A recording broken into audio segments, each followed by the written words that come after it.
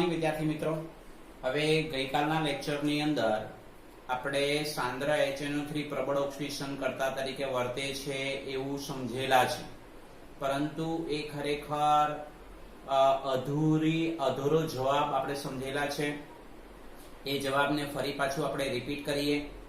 સાંદ્ર HNO3 પ્રબળ oxidation કરતા તરીકે વર્તે તો એની અંદર જે ઓક્સિડેશન પ્રક્રિયા થાય છે એ ઓક્સિડેશન પ્રક્રિયાથી મળતી નિપજોનો આધાર કોના ઉપર છે? ત્રણ પરિબળો ઉપર છે। અને ત્રણ પરિબળો કયા છે? તો નાઇટ્રિક એસિડની સાંદ્રતા, તાપમાન, નાઇટ્રિક એસિડની સાંદ્રતા, તાપમાન અને ખાસ કરીને જે કંઈક નાઇટ્રોજનના જે ઓક્સાઇડ મળે છે, ઢળ છે, એના ઉપર ડિપેન્ડેબલ છે, આપણે એવું ધ્યાનમાં રાખેલું છે। તો એની અંદર શરૂઆતના બે સમીકરણ સમજેલા હતા। 3 મોલ કોપર, 8 મોલ HNO3 મંદ, અને તેમાં બી 10 થી 30% HNO3 નો આપણે ઉપયોગ કરેલો હતો। તો એટલે આપણને કોપર નાઇટ્રેટ 3 મોલ કોપર લઈએ તો 3 મોલ કોપર નાઇટ્રેટ અને સાથે 2 mall nitrogen monoxide plus 4 mall H2O આપણને પ્રાપ્ત થાય છે। તો અહીંયા ધ્યાન રાખો કે અહીંયા 8 મોલ HNO3 છે, તો એટલે 3 મોલ કોપર છે, એટલે નાઇટ્રોજનના પરમાણુની સંખ્યા થઈ ગઈ 6। તો બાકી કેટલા રહ્યા છે? અહીંયા 8 છે એટલે 2 રહી છે, એટલે 2 mall nitrogen monoxide plus 4 mall H2O। અહીંયા કોપરનો ઓક્સિડેશનાંક 0 છે, કોપર નાઇટ્રેટ છે, તો કોપરનો ઓક્સિડેશનાંક +2 મળે છે। નાઇટ્રોજન મોનોક્સાઇડમાં નાઇટ્રોજનનો ઓક્સિડેશનાંક +2, એટલે કોપરનું કોપર નાઇટ્રેટમાં ઓક્સિડેશન થાય છે, જ્યારે નાઇટ્રિક એસિડનું નાઇટ્રોજન મોનોક્સાઇડમાં રિડક્શન થાય છે। અને HNO3 નું નાઇટ્રોજન મોનોક્સાઇડમાં રિડક્શન થાય એનો અર્થ શું થયો? એ જેનું રિડક્શન થાય તેને ઓક્સિડેશન કરતા તરીકે ઓળખાવી શકાય। તો આ એક મુદ્દો આપણે ધ્યાનમાં રાખીશું।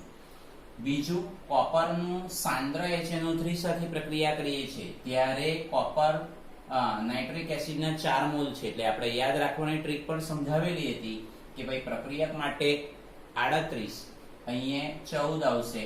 કોપર ની 4 મોલ સાંદ્ર HNO3 સાથે પ્રક્રિયા કરીએ ત્યારે કોપર નાઇટ્રેટ, એટલે કોપરનો એક જ મોલ છે એટલે કોપર નાઇટ્રેટમાં ઓક્સિડેશન થાય, નાઇટ્રિક એસિડનું નાઇટ્રોજન ડાયોક્સાઇડમાં છે રિડક્શન થતું જોવા મળે અને 2 મોલ H2O મળે। એને પણ તમે સમજો, નાઇટ્રોજનના પરમાણુ સંખ્યા 4 છે, એમાંથી 2 આવી ગયા એટલે 2 મોલ NO2 આપણને પ્રાપ્ત થાય। હાઇડ્રોજનના પરમાણુ સંખ્યા 4 છે એટલે 2 મોલ H2O આપણને પ્રાપ્ત થતું જોવા મળે છે। તો આટલે નાઇટ્રોજન ડાયોક્સાઇડ મળે એટલે +5 માંથી +4 એટલે રિડક્શન થાય, એટલે HNO3 ને ઓક્સિડેશન કરતા કહેવાય। તો આટલે સાંદ્ર HNO3 છે, જો નાઇટ્રિક એસિડની સાંદ્રતામાં સાંદ્ર HNO3 છે એટલે 10 થી 30% છે, ને 10 થી 30% હોય ત્યારે નાઇટ્રોજન મોનોક્સાઇડ મળે અને સાંદ્ર HNO3 હોય ત્યારે નાઇટ્રોજન ડાયોક્સાઇડ મળે। આ ધ્યાનમાં રાખીશું। હવે આ જ સાંદ્ર HNO3 ની 4 મોલ સાંદ્ર HNO3 ની ઝિંક ધાતુ સાથે પ્રક્રિયા કરીએ તો કોપરને બદલે ઝિંક, તો સેમ રિએક્શન આવશે, zinc nitrate plus 2 mall nitrogen dioxide plus 2 mall H2O। એટલે ઝિંકનું ઓક્સિડેશન ઝિંક નાઇટ્રેટમાં થાય, નાઇટ્રિક એસિડનું રિડક્શન નાઇટ્રોજન ડાયોક્સાઇડમાં થતું જોવા મળે છે। આપણે એવું ધ્યાનમાં રાખીશું। તો આ બે કોમન રિએક્શન થઈ ગઈ, બરાબર છે। હવે પછી જે ચોથી રિએક્શન છે એમાં નાઇટ્રિક એસિડની સાંદ્રતા એટલે મંદ, ટોટલી 100% જેમ સાંદ્ર HNO3 હતું તેમ 100% મંદ HNO3, એટલે 100% સાંદ્ર HNO3 માં દાખલા તરીકે 100% સાંદ્ર HNO3 છે, 100 મિલી સાંદ્ર HNO3 છે, તો એમાં 100 મિલી જેટલું પાણી આપણે એડ કરી દેવાનું થાય। તો એ મંદ HNO3, તો આટલે ઝિંકના 4 મોલ છે, જો સમજો, અને HNO3 ના 10 મોલ છે। તો ઝિંકના 4 મોલ છે એટલે 4 મોલ ઝિંક નાઇટ્રેટ મળે અને અહીંયાથી નાઇટ્રોજનના પરમાણુ સંખ્યા 8 આપણને મળે, એટલે બાકી જે રહી છે અહીંયા નાઇટ્રોજનના પરમાણુ સંખ્યા 10 છે એટલે ડાયનાઇટ્રોજન મોનોક્સાઇડ આપણને મળે છે, બરાબર છે। અને હાઇડ્રોજનના પરમાણુ સંખ્યા 10 છે એટલે પાણીના અણુની સંખ્યા 5 જેટલી આપણે પ્રાપ્ત થતી જોવા મળે। આપણે એવું ધ્યાનમાં રાખીશું। તો અહીંયા નિપજ બદલાઈ છે, જુઓ, મંદ HNO3 બરાબર છે, આટલે સાંદ્ર HNO3 ને આટલે 10 થી 30% HNO3, તો આટલે નિપજ બદલાય છે નાઇટ્રોજન મોનોક્સાઇડ, એટલે અહીંયા નાઇટ્રોજન ઓક્સિડેશનાંક +1 છે એટલે +5 છે, એટલે 0 માંથી +2 આપણને આ રીતે મળે છે। હવે આટલી રિએક્શન તો આપણે આન્સરમાં લખવાનું જ છે. એ સિવાય ક્રોમિયમ અને એલ્યુમિનિયમ જેવી ધાતુઓ સાંદ્ર HNO3 માં દ્રાવ્ય થતી નથી, એટલે કે પ્રક્રિયા કરતી નથી. કેમ? કારણ કે ક્રોમિયમ અને એલ્યુમિનિયમ જેવી ધાતુઓ પર ક્રોમિયમ ઓક્સાઇડ અને એલ્યુમિનિયમ ઓક્સાઇડનું રક્ષણાત્મક નિષ્ક્રિય આવરણ બની જતું જોવા મળે. ક્રોમિયમ એલ્યુમિનિયમ જેવી ધાતુઓ સાથે સાંદ્ર HNO3 પ્રક્રિયા કરતો નથી, કારણ કે ક્રોમિયમ કે એલ્યુમિનિયમની સપાટી પર ક્રોમિયમ ઓક્સાઇડ કે એલ્યુમિનિયમ ઓક્સાઇડનું રક્ષણાત્મક નિષ્ક્રિય આવરણ બની જાય છે. આપણે એવું ધ્યાનમાં રાખીશું. જો સાંદ્ર HNO3 પ્રબળ ઓક્સિડેશન કરતા તરીકે વર્તે છે, તેની અંદર આપણે કમ્પ્લીટલી આ 4 સમીકરણ તો લખવાનું જ છે. આ સિવાય આ સેન્ટેન્સ પણ લખવાનું છે. બરાબર છે. હવે સાંદ્ર HNO3, યાદ રાખો, સાંદ્ર HNO3 અધાતુ સાથે પણ પ્રક્રિયા કરે છે અને અધાતુના ઓક્સો એસિડ અથવા ઓક્સાઇડમાં રૂપાંતર કરે છે, એટલે કે ઓક્સિડેશન કરતું જોવા મળે છે. તો એમાંના અધાતુ કયા કયા છે? આયોડિન, કાર્બન, ફોસ્ફરસ અને સલ્ફર. તો અહીંયા તમે જુઓ, આયોડિનની 10 મોલ સાંદ્ર HNO3 સાથે પ્રક્રિયા થાય છે. તો અહીંયા આયોડિન નો અણુ છે I2, એટલે 2 મોલ HiO3 મળે, જેને આયોડિક એસિડ કહેવાય, અને આ આયોડિનનો ઓક્સો એસિડ છે. ધ્યાનમાં રાખો. એટલે I2 10 HNO3 તો 2HiO3. તો હવે નાઇટ્રોજનના પરમાણુની સંખ્યા 10 છે, એટલે આટલે 10 મોલ NO2 મળશે, અને સાથે હાઇડ્રોજનના પરમાણુની સંખ્યા 10 છે, તો આટલે 2 આવી જાય, એટલે 4 દુ 8 H2O આપણને મળે છે. તો આપેલી જે 4 રિએક્શન છે, આ 4 રિએક્શન પણ આપણે સાંદ્ર HNO3 પ્રબળ ઓક્સિડેશન કરતા તરીકે વર્તે છે, એની અંદર જવાબ લખવાનો છે. આ ધ્યાનમાં રાખો. તો અહીંયા આપણે યાદ કેવી રીતે રાખીશું? તો અહીંયા આયોડિન અને એટલે 10 મોલ સાંદ્ર HNO3, સમજો 10 મોલ સાંદ્ર HNO3, તો 10 મોલ NO2, 4 મોલ H2O મળે છે. હવે કાર્બનની બી સાંદ્ર, હવે અહીંયા જે 4 પ્રક્રિયા લખેલી છે, સાંદ્ર HNO3 સાથે જ પ્રક્રિયા કરીએ છીએ, એટલે અહીંયા બી તમે જુઓ, સાંદ્ર HNO3 સાથે પ્રક્રિયા કરીએ છીએ ત્યારે NO2 જ મળે છે, NO2 અને પાણી મળે છે. તો અહીંયા બી NO2 અને પાણી તો મળે જ છે, પરંતુ જે અધાતુ છે, અધાતુનું ઓક્સિડેશન થાય છે, આયોડિનનું ઓક્સિડેશન HiO3 માં થાય છે, જ્યારે નાઇટ્રિક એસિડનું રિડક્શન NO2 માં થાય છે. એટલે HNO3 પ્રબળ ઓક્સિડેશન કરતા તરીકે વર્તે છે. આપણે એવું ધ્યાનમાં રાખીશું. હવે કાર્બન, તો કાર્બનના સંયોજકતા કોષમાં કેટલા ઇલેક્ટ્રોન? 4, એટલે 4 મોલ HNO3 લેવાના. 4 મોલ HNO3 કેવા? સાંદ્ર HNO3. એટલે હવે કાર્બનનો એક જ મોલ છે, એટલે કાર્બન ડાયોક્સાઇડમાં ઓક્સિડેશન થશે, અને નાઇટ્રોજનના પરમાણુની સંખ્યા 4 છે, એટલે 4 મોલ NO, 4 મોલ ખાસ કરીને NO2 આપણે અહીંયા ખાસ કરીને આપણે સુધારીશું. બરાબર છે. અને એ કન્સિડર કરવાનું થશે. આટલે આપણે ખાસ કરીને નાઇટ્રોજનના પરમાણુની સંખ્યા 4 છે, એટલે આટલે 4 મોલ NO2 આપણે એવું લખીશું, અને હાઇડ્રોજનના પરમાણુની સંખ્યા 4 છે, એટલે 2 મોલ H2O. એટલે ઓક્સિજનના પરમાણુની સંખ્યા 12 થાય, તો 4 દુ 8, 8 ને 2 10 ને 2 12, એટલે આટલે 4 મોલ NO2 મળશે. આપણે ધ્યાનમાં રાખીશું. જો PDF માં ભૂલ હોય તો આ સુધારી લેવાનું છે. બરાબર છે. એટલે યાદ કેવી રીતે રાખીશું? તો કે ભાઈ યાદ રાખીશું, કાર્બનના સંયુક્તા કોષમાં કેટલા ઇલેક્ટ્રોન? 4, એટલે 4 મોલ HNO3 લેવાના. બરાબર છે. એટલે કાર્બનનું ઓક્સિડેશન કાર્બન ડાયોક્સાઇડમાં થાય, નાઇટ્રિક એસિડનું રિડક્શન નાઇટ્રોજન ડાયોક્સાઇડમાં થાય છે. પછી સલ્ફર, તો ભાઈ સલ્ફર ની આપણે ઇલેક્ટ્રોન રચના લખીએ તો એના સંયુક્તા કોષમાં કેટલા ઇલેક્ટ્રોન? 6, એટલે સલ્ફરનો અણુ અહીંયા કન્સિડર કરીએ છીએ, એટલે 8 છંગ 48, એટલે 48 મોલ HNO3 ના લેવાના થાય. તો S8 છે, એટલે 8 મોલ H2SO4 મળશે. 8 મોલ H2SO4. જો સમીકરણ સરળતાથી યાદ રહી જશે, 8 મોલ H2SO4. તો નાઇટ્રોજનના પરમાણુની સંખ્યા કેટલી છે? 48 છે, એટલે 48 NO2. રાઈટ. હવે H2O માં ગણતરી કેવી રીતના કરીશું? 48 હાઇડ્રોજનના પરમાણુ છે, એટલે 8 દુ 16 આવી ગયા. 48 માંથી 16 આપણે બાદ કરીશું, એટલે 32 હાઇડ્રોજનના પરમાણુ રહે, એટલે 16 દુ 32, 16 H2O. તો આવી રીતે યાદ રાખીશું. ખાલી આયોડિનમાં 10 મોલ HNO3 એવું આપણે યાદ રાખીશું. કાર્બનના સંયુક્તા કોષમાં 4 ઇલેક્ટ્રોન, એટલે 4 મોલ સાંદ્ર HNO3 સાથે રિએક્શન કરીશું. સલ્ફર, તો કે ભાઈ S8 અણુ સ્વરૂપે આપણે લઈએ છીએ, એટલે 8 HNO3 આપણે કન્સિડર કરીશું. તો આપણે આ મુદ્દો સૌથી અગત્યનો છે ને ધ્યાનમાં રાખીશું. એવી જ રીતે એટલે આ સલ્ફ્યુરિક એસિડ મળે છે તો એ સલ્ફ્યુરિક એસિડ એ સલ્ફરનો ઓક્સો એસિડ છે. જો અહીંયા આયોડિનનો ઓક્સો એસિડ મળ્યો, આ કાર્બનનો ઓક્સાઇડ મળ્યો, કાર્બન ડાયોક્સાઇડ, ને આ એટલે સલ્ફરનો ઓક્સો એસિડ સલ્ફ્યુરિક એસિડ મળે છે.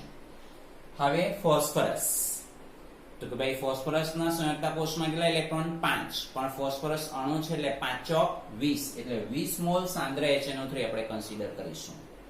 એટલે ફોસ્ફરસનો અણુ 4 છે એટલે 4 મોલ H3PO4 જેને ફોસ્ફોરિક એસિડ કહીશું. 4 મોલ H3PO4. તો HNO2 માં કેટલા મળશે? નાઇટ્રોજન ડાયોક્સાઇડમાં નાઇટ્રોજનના પરમાણુ કેટલા છે? એટલે 20. તો 20 મોલ NO2 મળશે. હાઇડ્રોજનના પરમાણુની સંખ્યા કેટલી છે? તો કે ભાઈ 20. 20 છે તો એમાંથી કેટલા આવી ગયા? 12. તો બાકી કેટલા રહ્યા? 8. એટલે 4 મોલ H2O આપણે પ્રાપ્ત થતું જોવા મળે. તો આવી રીતે સમીકરણને ધ્યાનપૂર્વક યાદ રાખીશું. એટલે કમ્પ્લીટ સમીકરણની સંખ્યા આ 4 અને આ 4 એટલે ટોટલ 8 સમીકરણ, અને આ જે કંઈક વાક્ય રચના લખવાની થાય એ લખવાની રહેશે. એટલે સાંદ્ર HNO3 પ્રબળ ઓક્સિડેશન કર્તા તરીકે વર્તે છે એ ટાઈપનો પ્રશ્નોનો જે જવાબ છે એ જનરલી આપણે 3 માર્ક્સની અંદર પૂછાતો હોય છે, તો આપણે એનો જવાબ લખવાનો થશે. આપણને સાંદ્ર HNO3 ના રાસાયણિક ગુણધર્મો લખો એવા કોઈ ટાઈપનો પ્રશ્ન નહીં પૂછાય, ધ્યાનમાં રાખો. બરાબર છે. હવે આ જ ટોપિકમાં સાંદ્ર HNO3 ના રાસાયણિક ગુણધર્મોની અંદર બરાબર છે આપણને એવો પ્રશ્ન પૂછાય સબ્જેક્ટિવમાં, વીટી કસોટી લખો અથવા વલય કસોટી લખો. તો તમને એમ થાય કે ભાઈ આ નવું શું આવ્યું? તો વલય કસોટી, વલય એટલે રાઉન્ડ, ગોળ, વીટી કેવા આકારની હોય? રાઉન્ડ ટાઈપની હોય. તો એ વીટી કસોટીને આપણે સમજવાનું છે, જે તમારે પ્રેક્ટિકલ કરશો ત્યારે બી તમને આ પૂછાય છે. આ ખાસ ધ્યાનમાં રાખો. બરાબર છે. તો આ વીટી કસોટી શું છે? એટલે કે દાખલા તરીકે તમને માની લો કે એક્ઝામની અંદર એટલે કે લેબોરેટરીમાં તમને સોડિયમ નાઇટ્રેટનું જલીય દ્રાવણ આપી દીધું, અથવા પોટેશિયમ, સોડિયમને કરતા પોટેશિયમ નાઇટ્રેટનું જલીય દ્રાવણ આપી દીધું. તો પોટેશિયમ નાઇટ્રેટનું જલીય દ્રાવણ આ વીટી કસોટી તમને આપશે. કેમ? કારણ કે એમાં નાઇટ્રેટ આયન આવેલો છે એટલા માટે, NO3- આયન આપેલો છે એટલા માટે. અને એ વલય કેવો મળશે? કથ્થાઈ રંગની વલય આપણને મળશે. આપણે એવું ધ્યાનમાં રાખીશું. તો કેવી રીતે? એ 2 માર્ક્સમાં આપણને પૂછાય છે. વીટી કસોટી લખો, આપણને એવું પૂછાય. બરાબર છે. અકાર્બનિક ગુણાત્મક પૃથ્થકરણ, એટલે પ્રેક્ટિકલનું નામ છે અકાર્બનિક ગુણાત્મક પૃથ્થકરણ, જેમાં વીટી કસોટી કરવામાં આવતી જોવા મળે છે. તો આ વલય કસોટી શું છે? તો અહીંયા પહેલું જ લખી દીધું. જો NO3- આયનની પરખ કસોટી કથ્થાઈ વલય કસોટી તરીકે જાણીતી છે. એટલે MCQ માં પૂછાય કે નીચેનામાંથી કયું સંયોજન છે વલય કસોટી આપે છે, છે અથવા રિંગ ટેસ્ટ આપે છે? તો ઓપ્શનમાં દાખલા તરીકે તમને પોટેશિયમ નાઇટ્રેટ આપેલું હોય, લેડ નાઇટ્રેટ આપેલું હોય, PbNO3 ટ્વાઇસ, બરાબર. તો MgNO3 ટ્વાઇસ, આ રીતે જો તમને આપેલું હોય તો આપણે જવાબમાં લખી શકીએ. જો MgNO3 આપેલું હોય તો એ આન્સર આવશે, પોટેશિયમ નાઇટ્રેટ આપેલું હોય તો એ જવાબ આવે, અને દાખલા તરીકે તમને લેડ નાઇટ્રેટ આપેલું હોય PbNO3 ટ્વાઇસ, તો એ ઓપ્શન આપણને લાગુ પડશે. ધ્યાન રાખો. આ કસોટીમાં NO3- આયનનું નાઇટ્રોજન મોનોક્સાઇડ, જેને નાઇટ્રિક ઓક્સાઇડ પણ કહેવાય, માં કરવામાં આવતું રિડક્શન Fe2+ ની ક્ષમતા ઉપર આધારિત હોય છે. Fe2+ ની ક્ષમતા એટલે ફેરસ આયન. ફેરસ સલ્ફેટનું આમાં જલીય દ્રાવણ, તાજું જલીય દ્રાવણ જ બનાવેલું હોવું જોઈએ. ધ્યાનમાં રાખો, તાજું જલીય દ્રાવણ જ બનાવેલું હોવું જોઈએ. આ ખાસ ધ્યાનમાં રાખવામાં આવે તો જ અહીંયા રિંગ ટેસ્ટ મળે છે. NO3- ના રિડક્શનથી ઉત્પન્ન થતો NO એટલે કે નાઇટ્રોજન મોનોક્સાઇડ લિગેન્ડ તરીકે, લિગેન્ડ એટલે સંકીર્ણ સંયોજનની પરિભાષામાં લુઈસ બેઝ કહેવાય. Fe2+ સાથે જોડાઈને કથ્થાઈ રંગનું સંકીર્ણ બનાવે છે, જેને નાઇટ્રોસો સંકીર્ણ કહેવાય, જે આપણે અહીંયા સમીકરણમાં સમજવાના છે. આ કસોટીમાં NO3- આયન ધરાવતા જલીય દ્રાવણમાં જો આ કેવી રીતે કરવામાં આવે? માની લો કે તમને પ્રેક્ટિકલમાં આપી દીધેલું છે પોટેશિયમ નાઇટ્રેટનું જલીય દ્રાવણ, અને એ પોટેશિયમ નાઇટ્રેટનું જલીય દ્રાવણ તમારે એક ટેસ્ટ ટ્યુબમાં લેવાનું, એની અંદર મંદ ફેરસ સલ્ફેટનું જલીય દ્રાવણ ઉમેરવાનું છે. મંદ ફેરસ સલ્ફેટનું તાજું બનાવેલું દ્રાવણ, આના શબ્દો ઉપર વધારે ભાર આપીશું. તાજું બનાવેલું દ્રાવણ ઉમેરવામાં આવે છે. બરાબર છે. તાજું બનાવેલું દ્રાવણ ઉમેરવામાં આવે છે. પછી એ ટેસ્ટ ટ્યુબને તમારે હોલ્ડરમાં પકડવાનું છે અને બીજી ટેસ્ટ ટ્યુબની અંદર જે ખાલી ટેસ્ટ ટ્યુબ છે તેમાંથી તમારે સાંદ્ર HNO3 બીજી ટેસ્ટ ટ્યુબમાં લઈ આવવાનું છે. એ પણ હોલ્ડરમાં જ પકડીને લઈ આવવાનું છે અને સાંદ્ર સાંદ્ર H2SO4 જે હોય તે પેલું ફેરસ સલ્ફેટ અને જે નાઇટ્રેટ આયન ધરાવતું જલીય દ્રાવણ છે એમાં ધીમે ધીમે ઉમેરવાનું છે. એટલે લખ્યું છે જો. ત્યારબાદ તેમાં કાળજીપૂર્વક કસનળીની દિવાલની અંદરની બાજુએથી દિવાલને અડકીને સાંદ્ર H2SO4 ધીમેથી થોડી માત્રામાં ઉમેરવામાં આવે છે. પછી રાહ જોવાની. એટલે કેવી રીતે પ્રેક્ટિકલ કરવાનું છે સમજાય. ટેસ્ટ ટ્યુબની અંદર NO3- આયન ધરાવતું જલીય દ્રાવણ, દાખલા તરીકે પોટેશિયમ નાઇટ્રેટ, એમાં શું નાખવાનું? તાજું બનાવેલું ફેરસ સલ્ફેટનું જલીય દ્રાવણ ઉમેરવાનું. બરાબર. પછી આપણે એને સ્ટેન્ડમાં મૂકી દેવાનું. ટેસ્ટ ટ્યુબ સ્ટેન્ડ હોય તેમાં મૂકી દેવાનું. પછી એક ટેસ્ટ ટ્યુબ લેવાની, એ ટેસ્ટ ટ્યુબને હોલ્ડરમાં મૂકવાનું અને સાંદ્ર HNO3 તમારે અલગ રેક ઉપરથી લઈ આવવાનું. સાંદ્ર H2SO4 લઈ આવવાનું. પછી જે ટેસ્ટ ટ્યુબ સ્ટેન્ડમાં મિશ્રણ મૂકેલું છે એ ટેસ્ટ ટ્યુબને બી હોલ્ડરથી પકડવાનું અને બીજા જેમાં સાંદ્ર H2SO4 છે એ તમારે ધીમે ધીમે નાખવાનું છે. તો શું થશે? થોડી જ વારની અંદર રિંગ બનશે. વલય આકારની રિંગ બનશે. સાંદ્ર H2SO4 ધીમેથી થોડી માત્રામાં ઉમેરવામાં આવે છે. આથી દ્રાવણ એટલે કયું? કે NO3- આયન ધરાવતું જલીય દ્રાવણ અને ફેરસ સલ્ફેટનું જલીય દ્રાવણ. બરાબર.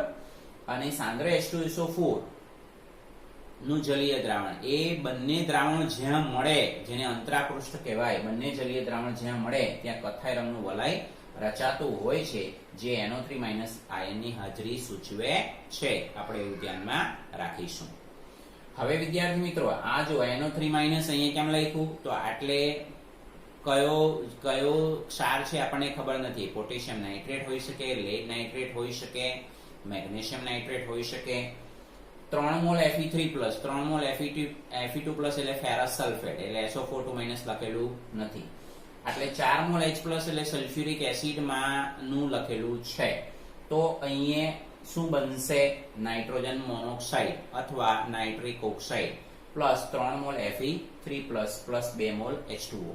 તો અહીંયા તમે જોઈ શકો NO3- માં +5 મળે છે અને નાઇટ્રિક ઓક્સાઇડમાં +2. એટલે NO3- નું NO ની અંદર શું થાય છે? રિડક્શન થાય છે. આપણે એવું ધ્યાનમાં રાખીશું.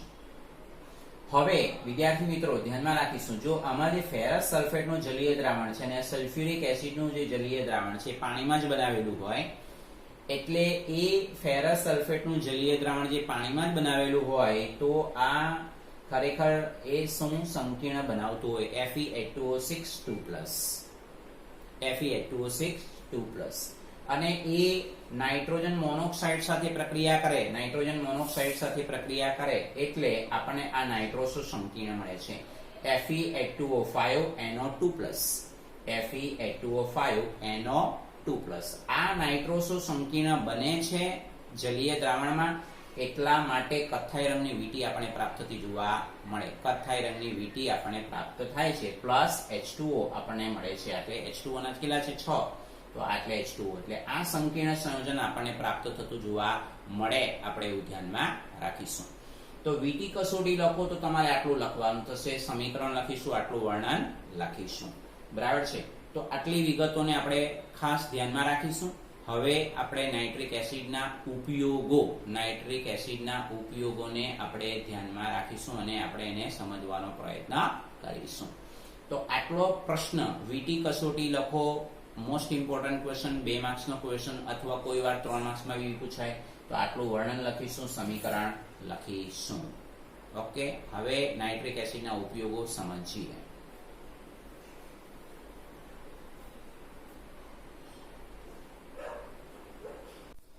હા, તો હવે આપણે નાઇટ્રિક એસિડના ઉપયોગો જોઈએ.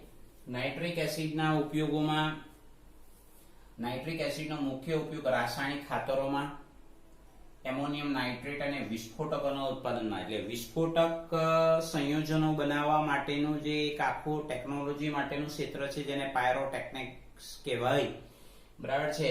તો આ વિસ્ફોટક સંયોજનો કયા છે? એ વિસ્ફોટક સંયોજનો છે નાઇટ્રોગ્લિસરીન, ટ્રાઇનાઇટ્રોટોલ્યુઇન. એના ઉત્પાદનની અંદર નાઇટ્રિક એસિડનો ઉપયોગ થતો જોવા મળે. આ સિવાય આપણે હમણાં જે વાત કરી તે પ્રમાણે પાયરોટેકનિક્સમાં ઉપયોગી એવા નાઇટ્રેટના ઉત્પાદનમાં આ એક એવું ક્ષેત્ર છે, ટેકનોલોજી માટેનું એક એવું ક્ષેત્ર છે કે જેની અંદર નાઇટ્રેટ સંયોજનોનું ઉત્પાદન કરવા માટે નાઇટ્રિક એસિડનો આપણે ઉપયોગ કરી શકીએ છીએ. આ ઉપરાંત નાઇટ્રિક એસિડનો બીજો ઉપયોગ શું છે? નાઇટ્રિક એસિડનો બીજો અન્ય ઉપયોગ છે સ્ટેનલેસ સ્ટીલના એસિડ ઉપચારમાં. એટલે સ્ટેનલેસ સ્ટીલ બનતું હોય છે અને એ સ્ટેનલેસ સ્ટીલ ઉપર જ્યારે કાટ લાગે ત્યારે એ કાટને કાઢી નાખવા માટે, લોખંડનો જે કાટ લાગતો હોય તો એને કાઢી નાખવા માટે આ નાઇટ્રિક એસિડનો ઉપયોગ કરી શકીએ છીએ. આ સિવાય ધાતુઓના નિક્ષારણમાં એટલે કે ગોલ્ડ છે, એટલે કે ગોલ્ડ, એયુ અને સિલ્વર, બરાબર છે, એના ઉપર કાટ લાગી જાય એટલે કે ઝાંખા પડી જાય. કાટ લાગી જાય મીન્સ કે ઝાંખા પડી જાય ત્યારે આપણે આ નાઇટ્રિક એસિડની મદદથી એના ઉપર જે કંઈક ખાસ કરીને ઝાંખું પડી ગયેલું હોય, જે ક્ષારને કારણે હોય, એ કાઢી નાખવા માટે પાછા આ નાઇટ્રિક એસિડનો ઉપયોગ કરીએ. શોર્ટમાં મારે વાત કરવી છે ધાતુઓના નિક્ષારણમાં, એટલે કે ધાતુઓનું શુદ્ધિકરણ કરવા માટે, ગોલ્ડ અને સિલ્વરનું શુદ્ધિકરણ કરવા માટે નાઇટ્રિક એસિડનો ઉપયોગ થાય. આ સિવાય રોકેટ બળતણમાં પણ ઓક્સિડેશન કરતા તરીકે થતો જોવા મળે છે. તો નાઇટ્રિક એસિડના આટલા ઉપયોગો છે આપણે ધ્યાનમાં રાખીશું, બરાબર છે. ઇન્ડિવિડ્યુઅલ ક્વેશ્ચન અહીંથી પૂછવો હોય તો ભાઈ નાઇટ્રિક એસિડના ઉપયોગો લખો, 2 માર્ક્સનો પ્રશ્ન, તો એના માટે આપણે આ 4 મુદ્દાઓ લખી શકીએ. ધ્યાનમાં રાખો વિદ્યાર્થી મિત્રો, સોમવારે તમારી કેમેસ્ટ્રીની એક્ઝામ છે એ તમારે પ્રમાણિકતાથી જ આપવાની છે. એમાં જે કંઈક એમસીક્યુ હશે એ પણ તમારે તમારી સપ્લિમેન્ટરીમાં એના આન્સર જ લખવાના છે. જે એમસીક્યુ નંબર હોય, 1 નો જવાબ એ આવતો હોય તો એ લખવાનું, 2 તો 3, 2 માં સી આવતો હોય તો સી, એ પ્રમાણે. પણ પ્રમાણિકતાથી જે સમય આપેલો છે એટલા સમયમાં તમારું પેપર લખાઈ જવું જોઈએ. અને ખાસ પ્રમાણિકતા રાખવાની, જેટલું આવડે એટલું પોતાની બરાબર પરફેક્ટ તૈયારી કરીને લખવાની છે. અને હવે આપણને સમય મળે છે શનિ રવિ દરમિયાન, તો એનો સમયનો સદુપયોગ કરીને આપણે લખવાનું છે. તો એના માટે થોડાક એમસીક્યુ, 5-10 એમસીક્યુની આપણે પ્રેક્ટિસ કરીએ, જેથી તમને ખબર પડે કે ખરેખર એના આન્સર આપણને શું મળતા હોય છે. તો એની અંદર પહેલો ક્વેશ્ચન છે, નીચેનામાંથી કયું તત્વ p'-d' બંધનમાં સંકળાઈ શકે છે? નીચેનામાંથી કયું તત્વ p'-d' બંધનમાં સંકળાઈ શકે છે? તેમાં ઓપ્શન છે કાર્બન, નાઇટ્રોજન, ફોસ્ફરસ અને બોરોન, બરાબર છે. તો આની અંદર આપણે એનો આન્સર આવશે ફોસ્ફરસ. કારણ શું કે ફોસ્ફરસ એક એલિમેન્ટ એવું છે 15મા સમૂહનું તત્વ કે જેમાં ડી કક્ષક હાજર છે, એટલા માટે. ત્યાર પછી નાઇટ્રોજનની મહત્તમ સહસંયોજકતા કેટલી છે? તો કે ભાઈ નાઇટ્રોજન એટલે કે એની બંધ બનાવવાની ક્ષમતા કેટલી છે? તો એની બંધ બનાવવાની ક્ષમતા 4 જેટલી છે, એવું આપણને ખબર છે. તો આ પ્રમાણે લખીશું. અને આપણે એમસીક્યુ માં ટેક્સ્ટ બુકમાં બી આપેલું છે N2O5 માં નાઇટ્રોજનની સહસંયોજકતા કેટલી? તો એ 4. ત્યાર પછી પી વિભાગના તત્વોમાં કુલ કેટલા સમૂહો આવેલા છે? એટલે પી વિભાગમાં 13, 14, 15, 16, 17 ને 18, એટલે ટોટલ કેટલા થાય? 6. એટલે આપણો આન્સર આવશે 6. ચીલી સોલ્ટપીટરનું આણ્વીય સૂત્ર શું છે? તો ચીલી સોલ્ટપીટરનું આણ્વીય સૂત્ર આપણી પાસે NaNO3, એ આપણને ખ્યાલ છે અને એ આપણે શરૂઆતના પોર્શનમાં સમજીને આવેલા છે. હા વિદ્યાર્થી મિત્રો, બીજું બી કહેવાનું કે આપણે પોષણ કેટલો લીધેલો છે? તો પોષણમાં આપણે લગભગ મને યાદ છે ત્યાં સુધી 7 લેક્ચર નંબર 7 કે જેની અંદર આપણે છેલ્લે એવું સમજાવેલું છે નાઇટ્રોજનના oxo acid, hyponitrous acid, nitrous acid અને નાઇટ્રિક એસિડ, ત્યાં સુધીનું તૈયાર કરવાનું છે. 8મો અને 9મા લેક્ચર નો પોર્શન આપણે સિલેબસમાં કન્સિડર કરેલો નથી, એક્ઝામમાં કન્સિડર કરેલો નથી, ધ્યાનમાં રાખો. ચાલો તે છતાં બી એના એમસીક્યુ આપણે અહીંયા કન્સિડર કરીએ છીએ. જો નીચેના પૈકી કયા આયનની હાજરી જાણવા માટે વીટી કસોટી ઉપયોગી છે? આપણે હમણાં જ રિંગ ટેસ્ટ જોઈ ગયા. તો એ કયો આયન આવે? નાઇટ્રેટ આયન આવે, એટલે NO3-. નાઇટ્રોજનનો કયો ઓક્સાઇડ HNO2 નો એનહાઇડ્રાઇડ છે? એ 8મા લેક્ચરમાં આપણે શીખીને આવેલા છે. સમીકરણ સમજાવેલું યાદ હોય તો N2O3 H2O, તો 2 મોલ HNO2 મળે, એટલે N2O3 બરાબર છે આવશે HNO2 નો એનહાઇડ્રાઇડ. N2O5 નું એના પછી તરત જ સમીકરણ, N2O5 નું જળ વિભાજન કરવાથી નાઇટ્રોજનનો કયો ઓક્સો એસિડ મળે છે? તો એ નાઇટ્રોજનનો ઓક્સો એસિડ નું નામ છે નાઇટ્રિક એસિડ. આ ધ્યાનમાં રાખીશું. નીચેનામાંથી કયું સંયોજન બિનઝેરી છે? આ ટોપિક આપણે નાઇટ્રોજનની અનિયમિત વર્તણૂકમાં સમજેલા છે. તો એમાં એમોનિયા એ બિનઝેરી છે, બાકીના બધા જ હાઇડ્રાઇડ છે એ ખાસ કરીને ઝેરી છે. હેબર વિધિમાં હાલમાં શબ્દ લખેલો છે, કયો પ્રવર્ધક વપરાય છે? તો હાલમાં એટલે આધુનિક સમયમાં K2O + Al2O3. આ ધ્યાનમાં રાખીશું. અને કોના ઉષ્મીય વિઘટનથી અતિશુદ્ધ ડાયનાઇટ્રોજન મળે છે? તો આપણે ટેક્સ્ટ બુક ની અંદર આપેલું છે, બેરિયમ એઝાઇડ નું ઉષ્મીય વિઘટન કરવાથી. બરાબર છે, એટલે બાકીના ઓપ્શન આવતા નથી. તો આ એક પ્રેક્ટિસ એમસીક્યુ નો પાર્ટ છે. બરાબર છે, તો આવા તો બીજા ઘણા બધા એમસીક્યુ હોય, પણ આપણે સમય જે પ્રમાણે મળશે એ રીતે આપણે રેફરન્સ બુક મંગાવી લઈશું કોલેજ સ્ટોરમાંથી, 3 મેઇન સબ્જેક્ટની, અને પછી તમને રેફરન્સ બુક આપી દઈશું. હમણાં તમારે એમસીક્યુ માટે ટેક્સ્ટ બુક જ બરાબર રિફર કરવાની છે. બરાબર છે, એટલે આ તો ખાલી આપણે એક પ્રેક્ટિસના પોઈન્ટ ઓફ વ્યૂ આપણે આ સમજાવવાનો પ્રયત્ન કરેલો છે. પછી જેમ જેમ સમય આગળ વધશે તેમ તેમ આપણે આવી રીતે થોડાક ટોપિક ક્લિયર થાય એટલે આપણે એમસીક્યુ ની પ્રેક્ટિસ પણ સાથે કરાવતા જઈશું. Thank you very much.